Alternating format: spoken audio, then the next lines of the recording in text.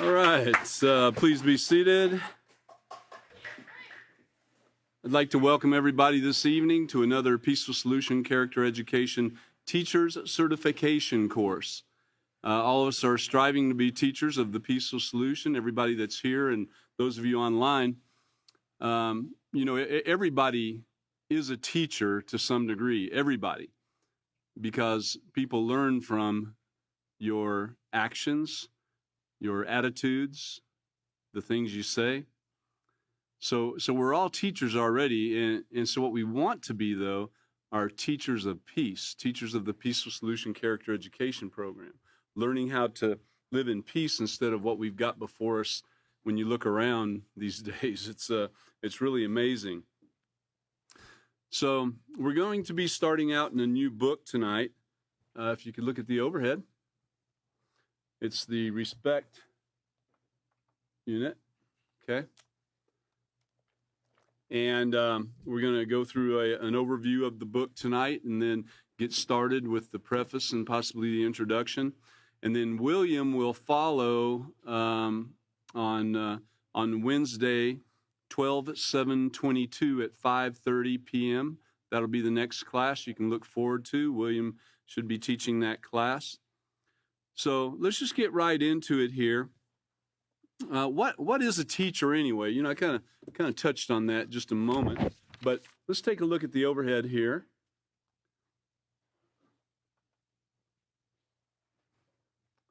All right. What does it mean to be a teacher? What do teachers do? For the sake of objectivity, I did a search. The Oxford English Dictionary told me a teacher is someone who teaches. That's kind of a glib answer. What's a teacher? Oh, someone who teaches. Okay. Well, that didn't expand my understanding much, so I continued my search. Of course, I'm talking here in like the third-party person. Another site gave me this definition. A teacher, also called a school teacher in some context, an educator, is a person who helps others to acquire knowledge. If you could put that back up again. So a teacher, also called a school teacher in some context an educator, is a person who helps others to acquire knowledge, competence, or virtue. Knowledge, competence, or virtue. Well, this is definitely something that you want and that you get when you study the Peaceful Solution. This made more sense to me. By this definition, anyone can be a teacher since we have the ability to learn something from everyone we meet. And that is true. It's not always going to be something positive from everyone we meet, but there is indeed the ability to learn something from everyone. And there's different types of teaching and different types of learning. And, there's high tech, even, virtual reality learning and so forth. And we do make use of some high-tech learning. Some people right now are watching online.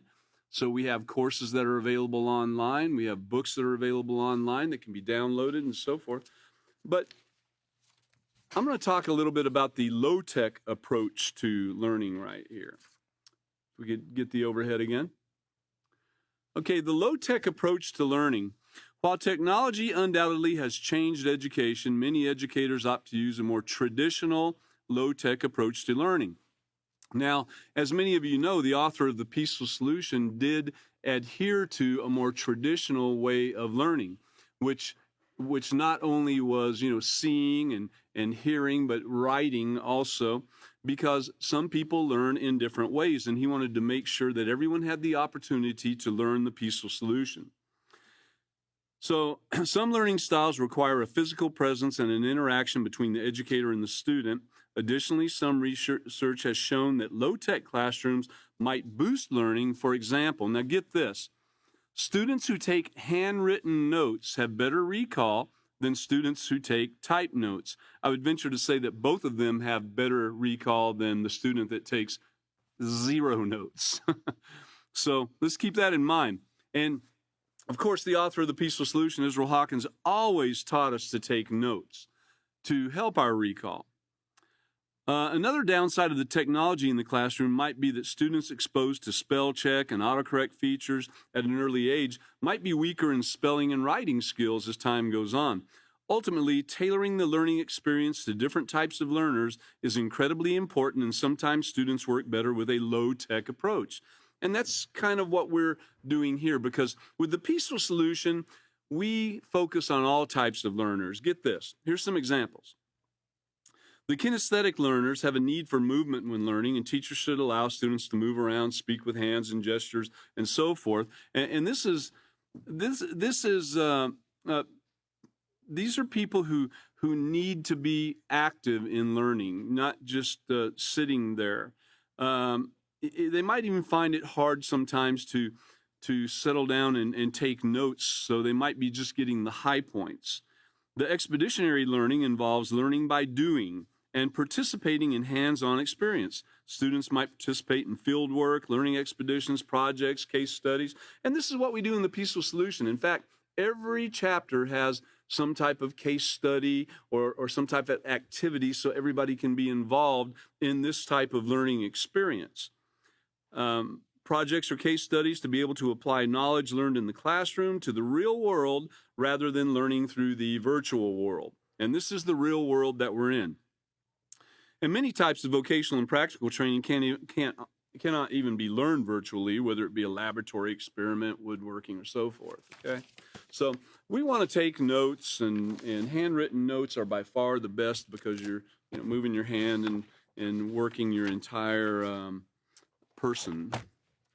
Okay, so the first thing that we're going to do is we're going to do a brief overview of the respect unit. And so if you would,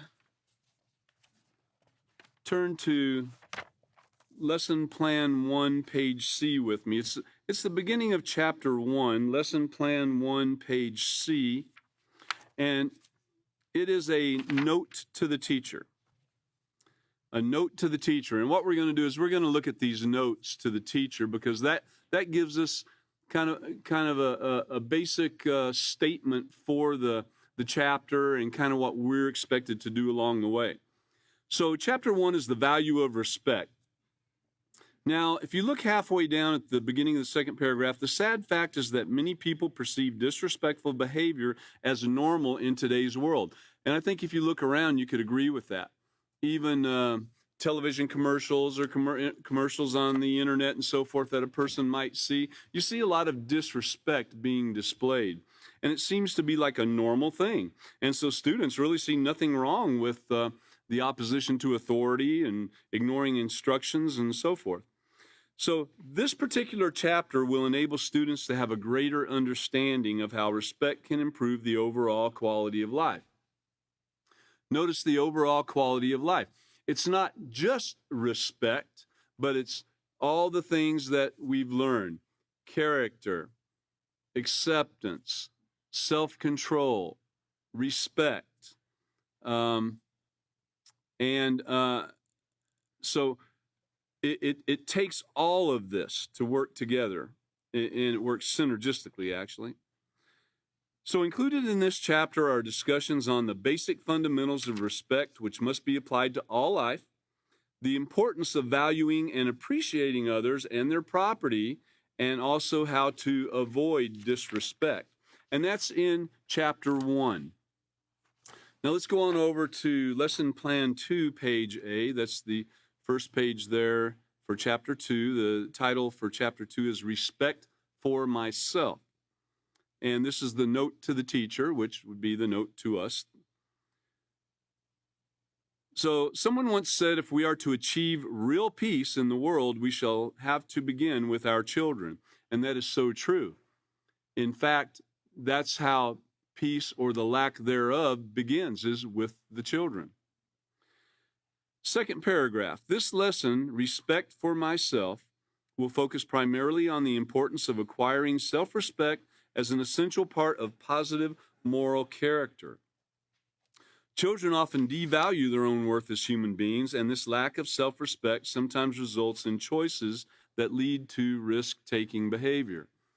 And as we've learned in other units so far, risk-taking behavior could be defined as the risk-taking behavior, some of the ways that the risks are taken would be through improper relationships with other individuals, drinking, over drinking, doing drugs, and so forth. And, anything that would risk your life, that could include driving kind of crazy. It could include some things that are called sports these days that endanger life. And we've seen many people fall dead after taking part in these things. So risk-taking behavior covers a wide variety of things. At the beginning of the third paragraph, for some students, this might be the first time they receive any information on how to develop respect for themselves. This is the basic groundwork that is necessary for their success in life. Other topics that will be presented are the power of optimistic thinking, the importance of having positive internal language, and specific skills for replacing negative self-talk. Now, this is so important because if you get hooked on negative thinking, pessimistic thinking, some people would call it complaining, all you're doing is mentioning the things that you can find to complain about day after day after day, then you're not going to have, that shows you don't have an optimistic attitude and you're not respecting yourself or others. It's very important, and this states that. So respect for yourself is where it begins. Now that's chapter 2. Let's move along to chapter 3, lesson plan 3, page A in the respect unit. Respect others. So we just talked about respecting ourselves, and now we're going to be looking at respecting others. We have a whole chapter on it. Showing respect for others is, now get this, it's the foundation of a civilized society. Respect for others. If you don't have respect for others, you're going to be living a life of constant turmoil, constant conflict, violence, hatred. That's kind of what it is around us today, isn't it? You can see that disrespect is being practiced and respect is not being practiced. So in this chapter, students will gain a deeper appreciation of what it means to respect others and how it can be demonstrated. Students will also learn steps to respecting diversity, how to communicate respectfully, learn that authority is to be respected, and the importance of respecting the opposite sex. These are all very important things that lead to a peaceful life if you can achieve this, and this is what the respect unit does. It helps us get there. Remember, though, this works in conjunction and synergistically with all the other units that we've already been through. It's very important to have that foundation laid for us. Just like without self-control, without knowing anything about character, how are you going to get there? And then without accepting yourself and others, how would you get there?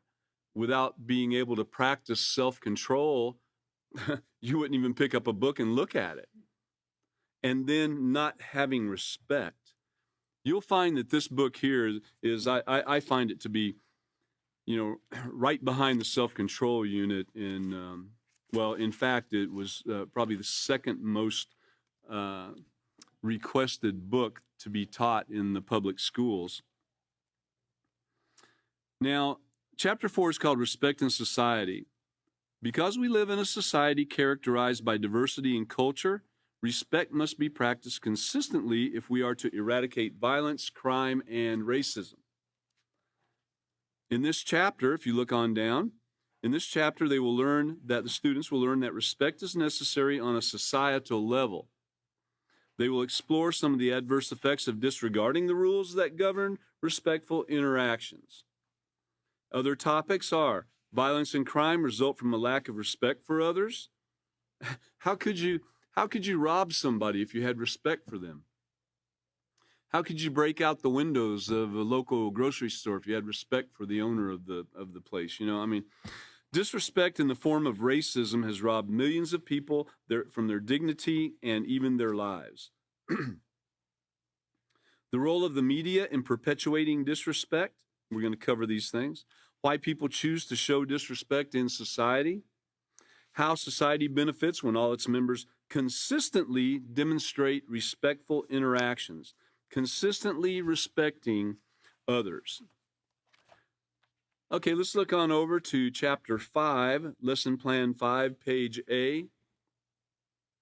So you can see we're already covering a wide variety of topics that have to do with respect and the different aspects of society and how to achieve that respect.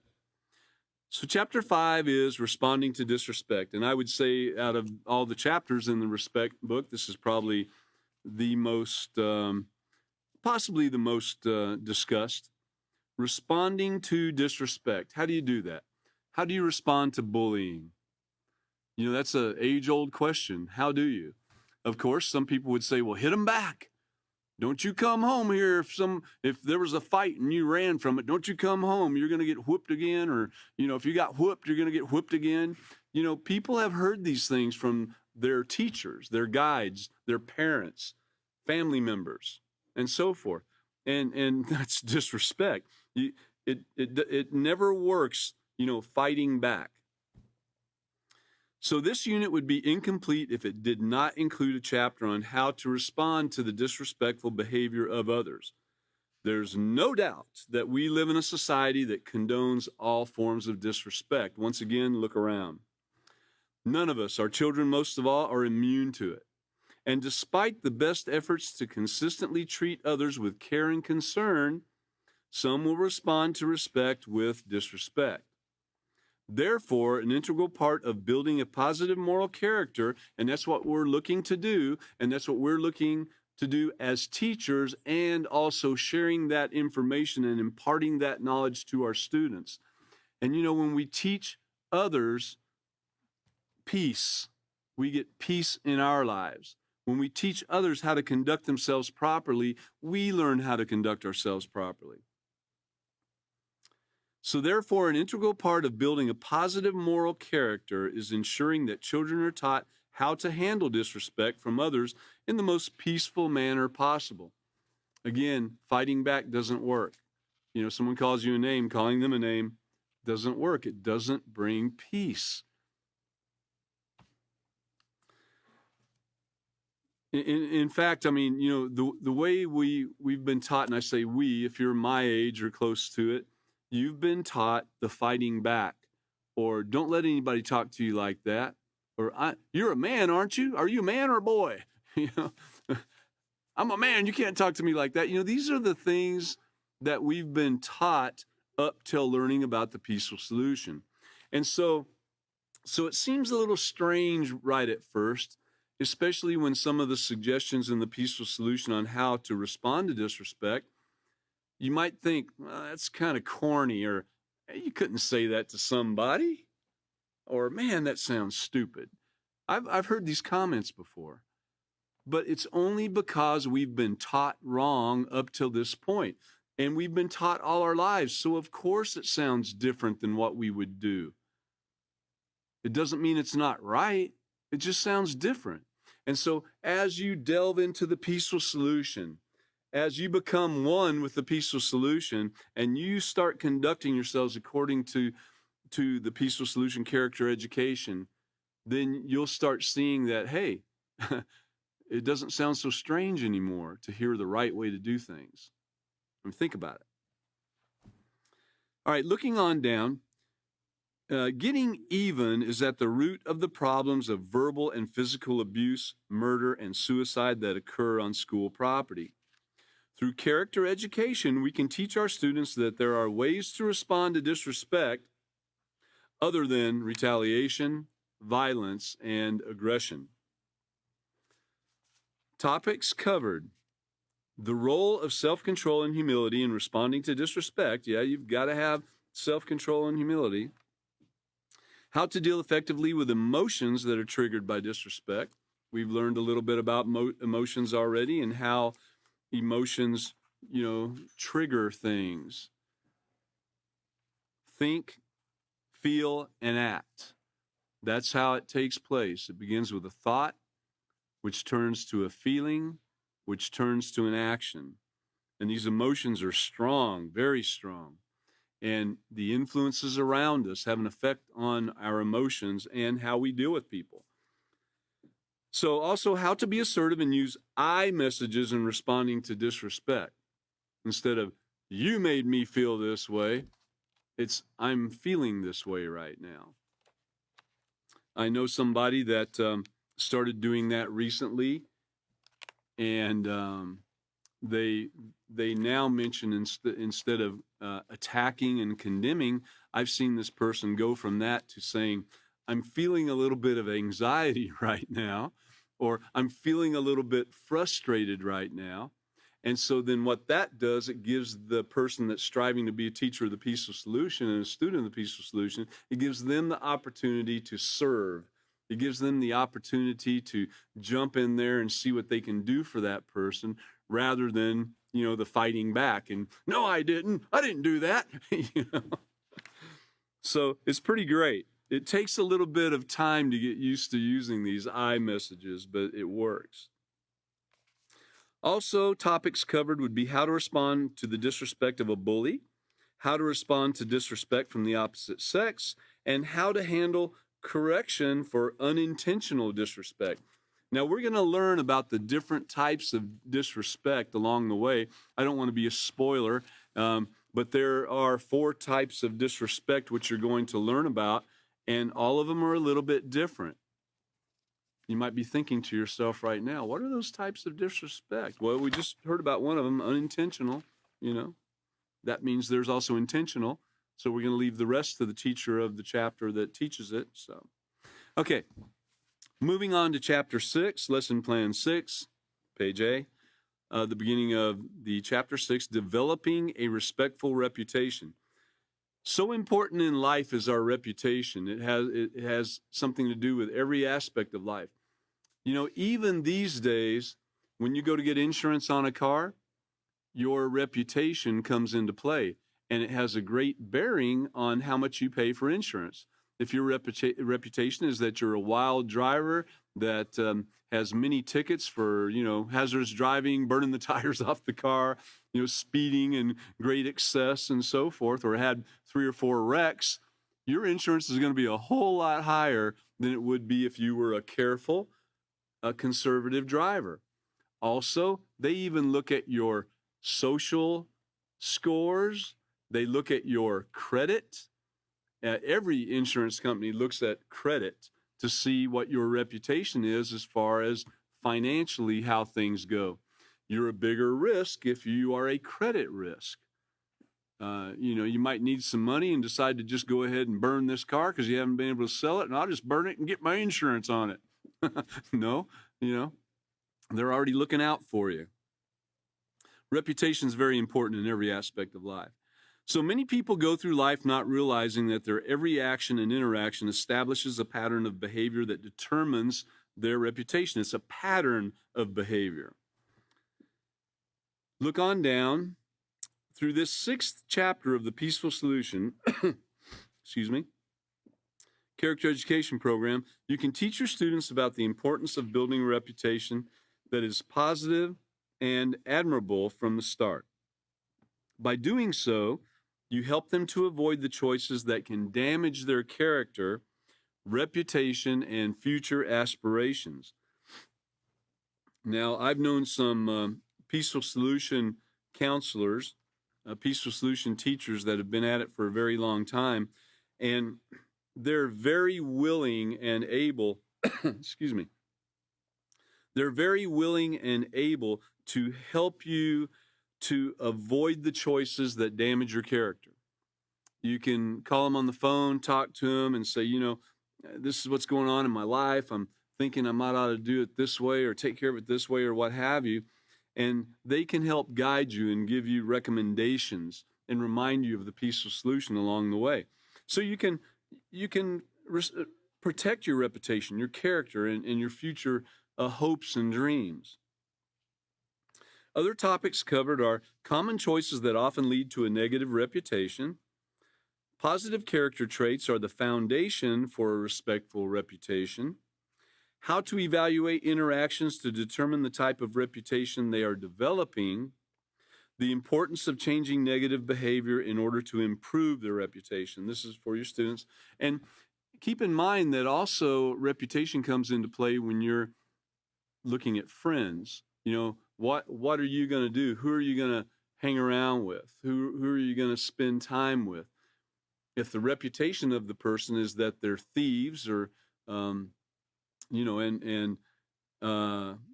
or bullies or violent, you'll want to stay away from them. If you've been able to verify such a thing, you want to be careful.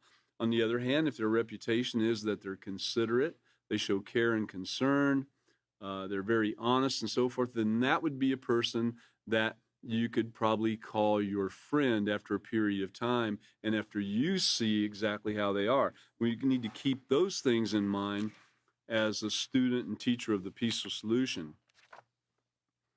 Let's move along to Chapter 7, Respecting the Environment. So we're closing out the respect unit similarly to how we did the self-control unit, talking about the environment. Now, with all that was learned, and I think Chris did a great job of wrapping up this last Wednesday on wrapping up this the self-control unit with that chapter. And just looking back at all the many lessons and the videos and articles that you saw, you'll have a great understanding when we go into this chapter of the respect unit. So our planet has now reached a point where our technological advances, high demand for raw materials, and increasing rate of consumption are depleting our most precious resources. This, in conjunction with the attitude that the Earth is able to withstand the contamination of our air, water, and food supply, has put our planet into a crucial state. Moving down in this final chapter, students will learn that respect is just as applicable to our planet and its resources as it is to themselves and to others. Topics that will be covered are appreciation of our planet and its resources for its ability to sustain life, understanding how the Earth's resources benefit the human race, and pollution and overuse of the Earth's resources show a lack of respect all the way around. If you turn on back in your respect unit to page 204, you'll also notice, and you can look at this up in the other books too, but on page 204, you have the positive character traits, the positive side of character, and it has many positive character traits that are listed. And if you continue on page 206, it says, what is negative character? It gives you an explanation. And then there are some negative character traits also for you to refer to during the process of learning the respect unit, to learning how to respect. Okay, so let's get started. It took a little bit longer than I had planned, but we can get started on page, let's see, what is that, page 13, XII, I think that's page 13. Influence from the teacher. This is the preface, and there's one in every unit of the Peaceful Solution. Influence from the teacher. Now, of course, influence is anything that can affect the way you think, feel, and act. Remember, an influence. It can be a smell. It can be a sound. It can be a word. It can be something you saw, something you read.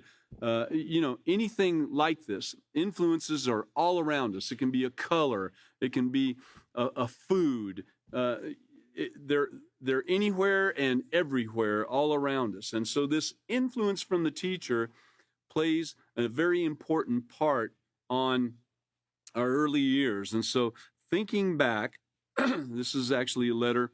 This is the author of the Peaceful Solution talking here.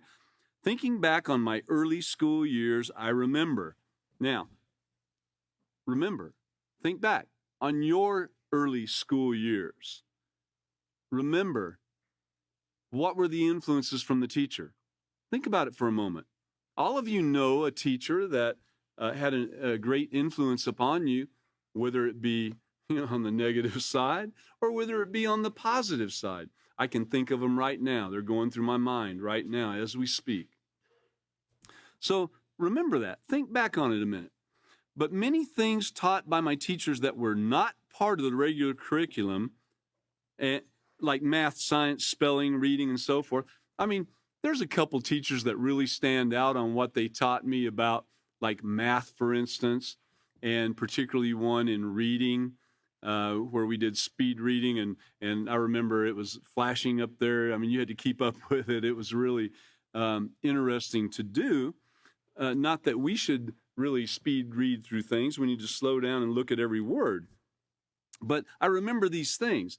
But like the author is talking about here, many of the things taught by his teachers that were not part of the regular curriculum, it was those things that he remembered and those teachings that influenced his thinking. All right? And this is what we have to guard and look at today. How are we influencing the thinking of our students? How are we being influenced by those around us that are teaching us? Remember, everybody's a teacher to some degree, whether it be negative or positive, and whether it be by their actions or their words or any of that. So it was those teachings that influenced his thinking. Many of them still guide his actions today.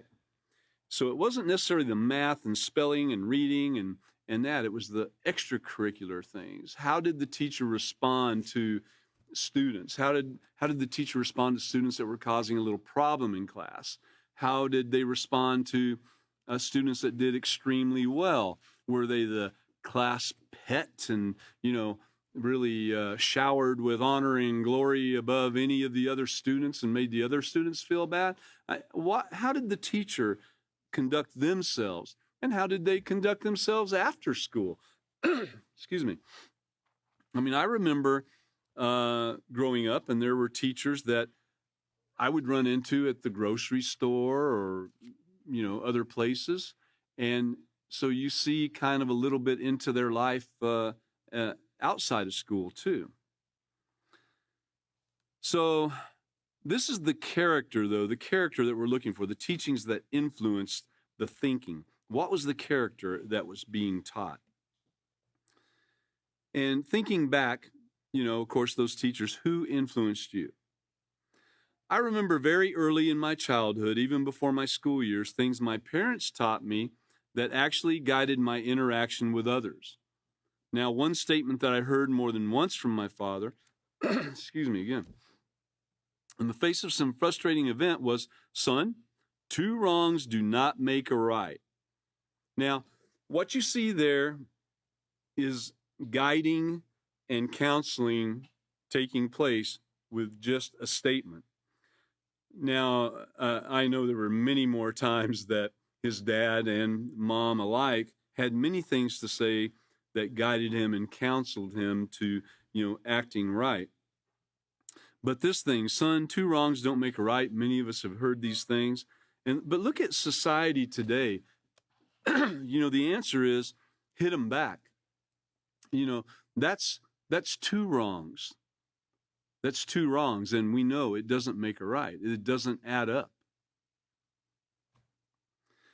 Had my father's words not been mentioned in my hearing, but other more damaging words such as, and y'all think back, maybe someone did talk to you like this, other words such as "get even," "fight back," "I'll never forgive you for that," or "I'll get you for that," I might have treated others differently. In my lifetime, I've seen many people retaliate, children, adults, and nations. However, I have never seen peace brought by someone doing wrong to another after that person did wrong to him. And I challenge you right now, those of you who've been around a few years, have you? Have you seen that? Have you seen peace brought by someone doing wrong to another after that person did wrong to him? If you have, I'd be interested in hearing about it, but I don't think you have. Now, teachers greatly influence our future leaders. In fact, in the character unit on page 60, we're going to talk about that influence for just a moment again. So teachers greatly influence our future leaders. And if you look at page 60, if you have your character unit, influences are all around us. Your values play such a key role in developing your character that you must be aware of how influences affect the things that are important to you. And again, an influence is something or someone that has the ability to affect your attitude, your way of thinking, your feeling, and behaving. Affect your attitude, way of thinking, feeling, and behaving. I used to know someone with a hat that said attitude is everything. When you think about it, it really is, because your attitude towards learning how to respect others, learning how to practice self-control, learning acceptance, and so forth. If you have a great attitude about it, you're going to be doing the right things and striving to do it. If you don't have a great attitude about it, you're going to be going the other way. Have you ever been in a hailstorm and felt like you're getting hit from every direction? Well, this is how influences are sometimes. But looking on down, it says everything you hear, experience, and see has the potential to influence you into that a different attitude, a way of thinking, feeling, and behaving. So then there's I did want to point out, like on page 62, it talks about some influences are subtle. So subtle, in fact, you could go through your whole life and not realizing that you were being influenced. Like the food you eat, for example, have a great amount of influence over the way you think, feel, and behave. Amazing, isn't it? Just the food you eat, for example. So that's one thing there that we referred back to the character unit on. But now this means that teachers, remember, teachers are someone that is giving knowledge, imparting knowledge to others. It also, that knowledge, it gives you the power to control yourself. Knowledge is power. And so when you receive this knowledge of the peaceful solution, then you now have the power to practice this, to show respect, to show self-control. So this means that teachers have a major impact on the outcome of the world's future. Just a few words placed in a person's mind at the proper time can actually guide that person's thinking for the rest of his or her life. I've told this story before. Some of you might have heard it, some not. But I remember when I was growing up and in my teenage years, I was a little bit on the wild side, I would say. And many people told me I would never amount to anything. They wished I had never been born. Many different things like that. I mean, I heard a lot of negative stuff, believe me. But I remembered one person, actually, there was actually a couple, I should say, but I remember an auto mechanics teacher that really stood behind everything that he saw. He saw that there was potential there. And even though I had some negative conduct, through his understanding the potential and letting me know that I had the potential to succeed in this, even to the point of being like a teacher's aide, that showed me that there was someone that believed in me, even though everybody else, thought I needed to go to prison and do it quickly, get rid of the guy. So I remember him, and then I remember an uncle that told me after a particular thing took place. I remember this uncle telling me, David, you can do anything. The ability that I've seen from you to do this thing, I think I was working on a car of his or something that nobody else could work on. I remember that. I remember him saying, man, you can do anything that you want to do. I see that. And, he never said a negative word to me. He only said positive things. But that thing right there, that occurred when I was like 16 years old. But yet all my life I remembered that. And just those few things from those few teachers was able to kind of balance things out a little bit from the massive amount of negatives that I heard from other teachers and parents and family members and people I knew, So just a few words. Don't underestimate what a few positive words can do, especially in a child's mind. We should not criticize children. The author of The Peaceful Solution told me, never criticize a child. Have I? Yeah. But I had to be taught. And once I was taught, then I put that aside. Don't criticize, teach the proper way. The criticizing, they'll remember, but they'll also remember the proper way being taught to them also. And they'll remember the positive words, and you'll have a positive effect on the outcome of their life. So a few words placed in a person's mind at the proper time can actually guide that person's thinking for the rest of his or her life. A morally sound, wise, caring teacher can help 1, 10, or 10,000 students on their way to becoming morally sound, wise, caring adults. And I can see that in the author of The Peaceful Solution, how he taught and how he teaches us with the books that he wrote here and dealing with him. Indeed, thousands of people, if not millions, have had their lives changed because of how we were taught. So reading the Peaceful Solution character education program to any student will mean a lot. Influencing the student with the personal determination to leave that classroom with the wisdom and knowledge found in these books will mean everything in the student's life. And it's everything you say and do. Remember that as a teacher. Remember, all of you are teachers. The young men I see up here, the older men I see in back, everybody is a teacher. The people we run into out on the street or something, everybody is a teacher. It's what they're teaching is that where the importance comes in. Are they teaching war or are they teaching peace? So once again, influencing the student with the personal determination to leave the classroom with the wisdom and knowledge found in these books will mean everything in the student's life. Everyone needs direction. We're in, I think the 6th or 7th paragraph there on the preface.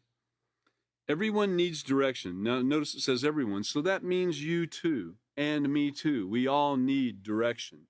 That's why we have other teachers that help guide and counsel and correct and so forth, because we need that. But the early teen years are those when children actually seek direction primarily from those outside the home.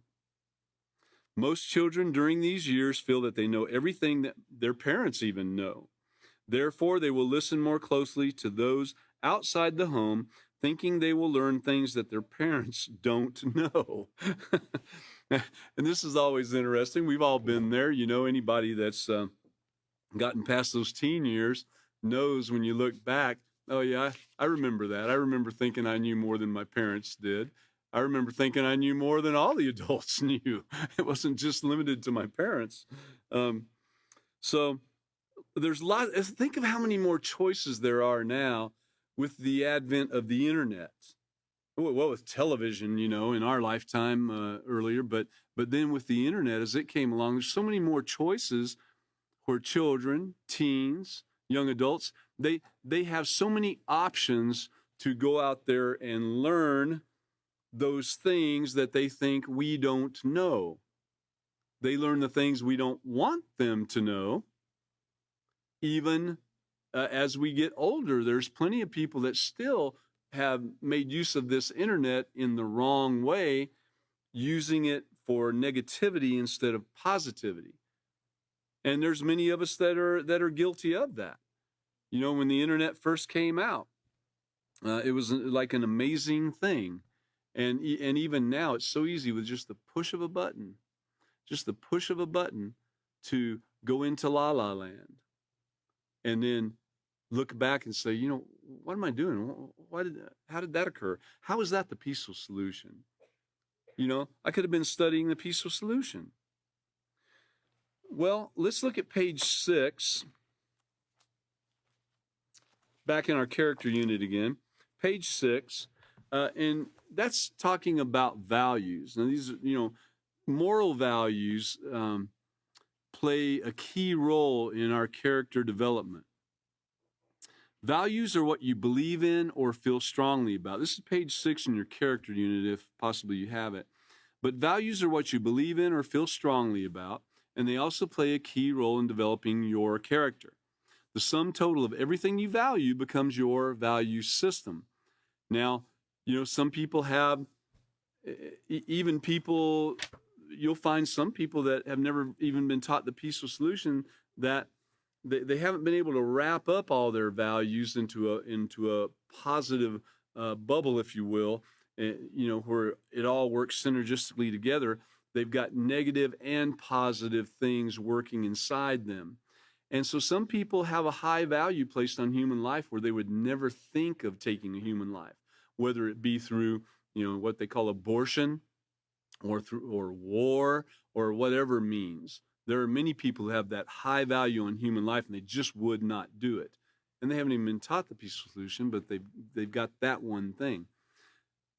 Others might have a great value placed on honesty, being honest and treating everyone fairly in their dealings.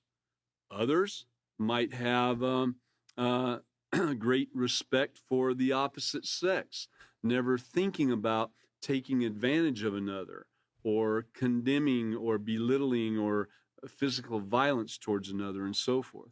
So it's our values that have been built. Well, let me just read a little bit of it. As you mature and grow, your parents share their values with you, just like their parents shared their values with them. The things they care about and consider are important, and for the most part are the same things you care about.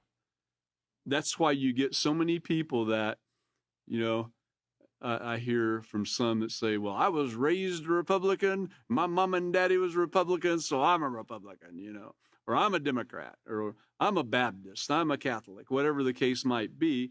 You hear that and you see it. You can see that, whole families stay within the same tradition of what has taken place within their family, the same traditions and customs. And some break out and do their own thing, but really, for the most part, people are, their values are set in them at a young age. So all these people, family members, babysitters, teachers, all these have an effect on your values and your value system and your character. And no two people are alike, not even members of the same family.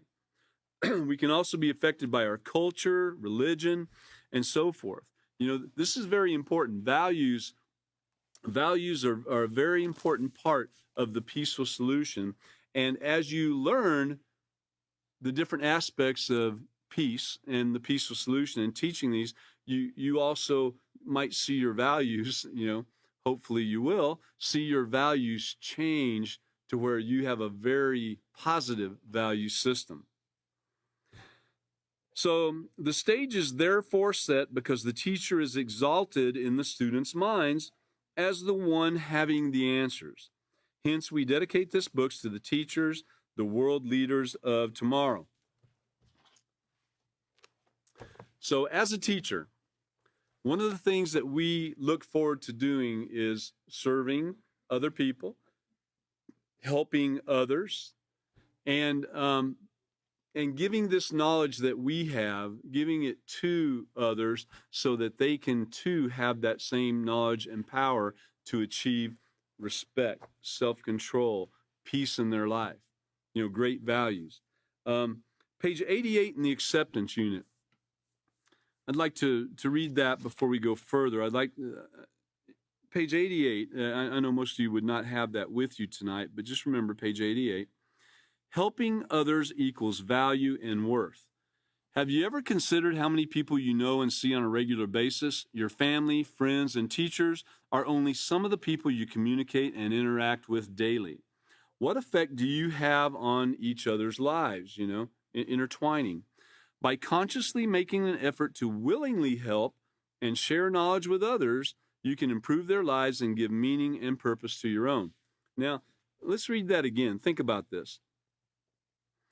And this has a ripple effect, by the way, and if you were doing the opposite, it would also have a ripple effect that carried through too. But by consciously, that means, setting your mind to do this, by consciously making an effort, so it takes a little bit of work, you got to control your mind, you have to control your thoughts, you have to control what you think about the other person or what you think you know about the other person.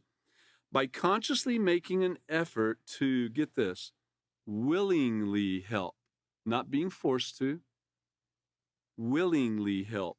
and share knowledge with others, you can improve their lives and give meaning and purpose to your own. There's so many people out there today that they don't know what their purpose in life is, and that's why we see so many suicides. That's why we see war. That's why we see people that devalue themselves and turn to all means of wasting time and living their life and providing food or whatever it is they want to provide for themselves. You can improve your student's life or the people that you're around and give meaning and purpose to your own. And once you start doing that and you know that you have purpose in your life, man, life becomes so much better. It becomes something that is no longer a chore. It becomes something that you just want to keep on doing. You want to keep on willingly helping and willingly sharing that knowledge with others and improving their lives and knowing that you're helping, giving purpose to your own life. And that purpose is not so you can go out and buy a hot rod and go 200 or 300 miles an hour and squeal the tires and see the tires smoke and everything. And I don't know why I'm kind of leading in that direction, but it's also not to excuse me. It's also not to attack people and have a life of war and thievery and crime and violence. That leads nowhere. There's no peace in that, and that is not your purpose in life. But when was the last time you took stock of the ways in which you were helpful? So taking stock of is kind of like a measure or a review of what you've done. Do you assist others? Do you help family members? Do you help people you work with, and so forth? Do you really try to, and I use this word, to serve? Do you really try to help and serve, or do you feel like it's something that's being forced upon you? Because if you do, that's not willingly helping and serving. There's nothing better than being a teacher of the Peaceful Solution Character Education Program, because you do know that you have a purpose in life then, and whether you see the change that takes place with the person that you've talked to 10 years ago, 15 years ago, 20 years ago, you have to remember that a few well-placed words, remember that, just a few words at the right time, a few positive words, you probably made a difference in their life and you don't even know it. But at some time in the future, you might run into them again and you might see where it did. And I'm not saying that you should do it for that reason so that you can see. It's not about seeing it. It's just about you doing it. And then what takes place in the person's life, that's great. If you do see it later on, you see where they changed their life completely. And now they're also spreading the peaceful solution and teaching and so forth. That's great if you see that, but don't expect to. It is great to see in your students the light kind of flicker and light up. You can kind of see it, that they got it. They got what you were talking about, and it is great to see that and hear the questions that come forth and everything. I mean, it is that's true, but you should be doing it just knowing that it is going to make a difference and it does give purpose to your life. So anyway, we're going to go on back to the respect unit here, back in the preface on page 13, but we're going to turn on over to page, page 14? Yep. So the trust we place in you is the ultimate sacrifice. We place our children's lives in your hands because we know you will influence them positively. We are confident that they will be the beneficiaries of the Peaceful Solution Character Education Program with your influence. So we're stating that, this is talking to the Peaceful Solution teacher right here. We place our children's lives in your hands, knowing that you're going to teach them positive things. you're going to teach them peace. Now, when dealing with children, there's a lot to deal with, and there's a lot of help that you have to give them to focus their energy in the proper channel, if you will, or channel their energy in the proper direction.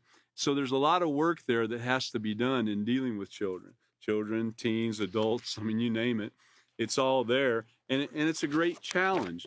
And so being a teacher of the peaceful solution is the best thing that you could aspire to do. Because without the peaceful solution, there's not going to be peace in this world. I'd like you to look at page 15 for just a moment. We'll probably just look at that top paragraph, and then William will continue on with this lesson on Wednesday, and that's December 7th, 12/7/22. He will be continuing at 5:30 p.m., and I'm sure he'll have some exciting stuff for us to look at and experience. It's always interesting to see the articles and the videos and so forth that come forth. So the introduction to this unit, though, and he'll go back over this, I'm quite sure, but the Peaceful Solution Character Education Incorporated is pleased to introduce you to the most unique, effective, and practical character education program available today. You are holding a teaching tool that is guaranteed to minimize crime and violence. Did you get that? It's guaranteed. Where can you get a guarantee like that? It is guaranteed to minimize crime and violence, social disunity, and moral degradation in the classroom, home, and community. And that's if you use it. I mean, I could buy this book and put it on a shelf somewhere and never even look at it, or never go to class, or never talk to anybody about it, never have any instruction on it. And is it going to do this? No. Because I didn't put it to work. It's guaranteed if you put it to work. It's guaranteed. So to minimize crime, violence, social disunity, and moral degradation in the classroom, home, and community. Most people are involved, and I wanted to get this in. Most people are involved in some kind of religion today. So when they express morality, they tend to be guided by what they have been taught by their churches, temples, synagogues, or mosques. Do you know how many wars are going on out there today in society that are due to people having different religions, that have different beliefs? Even people that go to a different church. They might have what they might call a friendly Sunday afternoon baseball game, the competition there, Well, that's a competition. So they tend to be guided by what they've learned in these churches, temples, synagogues, or mosques. And the peaceful solution transcends all of these boundaries. It doesn't matter if you're Muslim. It doesn't matter if you're Christian. It doesn't matter if you're Buddhist. It doesn't matter if you came from Iran. It doesn't matter if you came from Russia or Ukraine. It doesn't matter if you came from Mexico or the United States or Iceland. It just doesn't matter. It transcends all these boundaries. It doesn't matter if you're black, if you're white, if you're Asian, Caucasian, if, you name it, once again. And I see all different breeds of people sitting here before me tonight, and I'm sure out there on the internet too. The peaceful solution transcends all these boundaries: the religious, the social, the financial, the ethnicity. It doesn't matter if you have a lot of money or a little money. It doesn't matter if socially you are what a person might call inept, an introvert, or if you are an extrovert, or you go out of your way to meet people and talk to people and so forth. It doesn't matter. None of it. It transcends it all. And this is why the peaceful solution really is the only thing I know of that will bring peace in everybody's life, and is guaranteed to bring peace in everybody's life as long as you and I use it. So I'd like to thank you for being here tonight. And thank you for those that are watching on the internet, and continue in your studies. You know, you can download the books. They're all there and available for you. And if you can't find it or get it, well, call the number. Call the Peaceful Solution. Call the number there on the screen, and we'll be glad to help in any way we can. So we look forward to seeing you again. Thank you.